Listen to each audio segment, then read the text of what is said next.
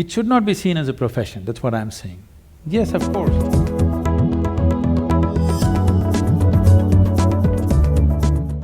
There are large number of Indian or Western techniques of healing which may not have scientific data, but they work. And I have a personal experience. Many years ago, my wife developed lower backache. It was intense pain, excruciating pain. As usual, I took her to a neurologist. They did MRI and everything is fine, there is no problem, but poor thing, she was I'm really… glad you were not a spinal surgeon, otherwise you would have done it. Then my brother-in-law suggested that I should take her to see a acupuncture specialist. As a doctor, it was a bit embarrassing for me to go to somebody. And he didn't have a fancy clinic. I went to his house and he talked to my wife for a few minutes and he made her sleep flat on the floor. And Sadhguru, he took, from the heel, he started pressing on her lower back for 10 minutes as I was watching. I'm not exaggerating, she never had the lower back pain ever since. I'll show you thousands and thousands like that. Not even with any needles, simply. I was so fascinated because he cured my wife and he did something which I couldn't do it for 32 years. She was fine. There are many ways of treating people, and as professionals, we have to respect all the ways of treating. Definitely, I would say allopathic system is at its best when there's an emergency.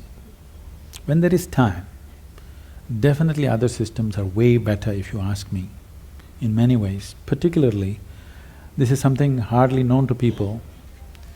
In southernmost part of India, largely in Tamil Nadu, we have what is called a Siddha Vaidya.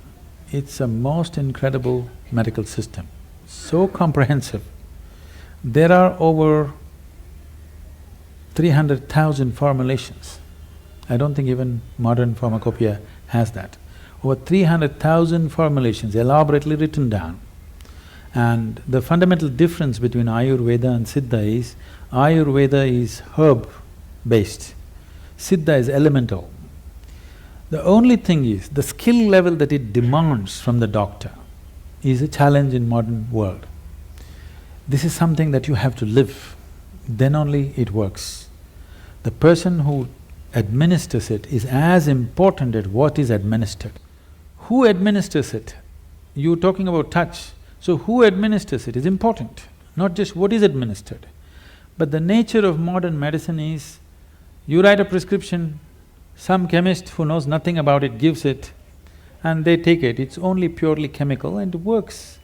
But when there are chronic ailments, if there is infection, killing it with whatever, chemical bombing it is the way to do it. But when you're generating an illness from within, correcting it from within is most important. If there's an emergency, you have to intervene more aggressively, that's different. But these systems have such a comprehensive knowledge about health and well-being. But the problem is, it needs a lifelong involvement and dedication to become something good with this kind of system. It is not something that you can acquire as a profession and do it. Always it was seen as a sacred duty that you can actually… See, I want everybody to think about it, and I'm sure many times you're facing this within yourself. It is not a prescription, it is not a surgery, it is not something. It's a person's life, whether he lives or dies. I mean, your existence, it's not a… it is not a case, it is not a statistic. For that person, it is the only life that he has. This needs far more deeper attention than just being handled as a profession. I think that sense of dedication and involvement, individual doctors might have grown into it, but still that's not there as a culture. That is not there. It should not be seen as a profession, that's what I'm saying. Yes, of course, monetary requirements are there, that will happen, that's a different thing. But first of all, it must be seen as a certain commitment and a certain privilege that you are able to either end or extend somebody's life is not a small privilege.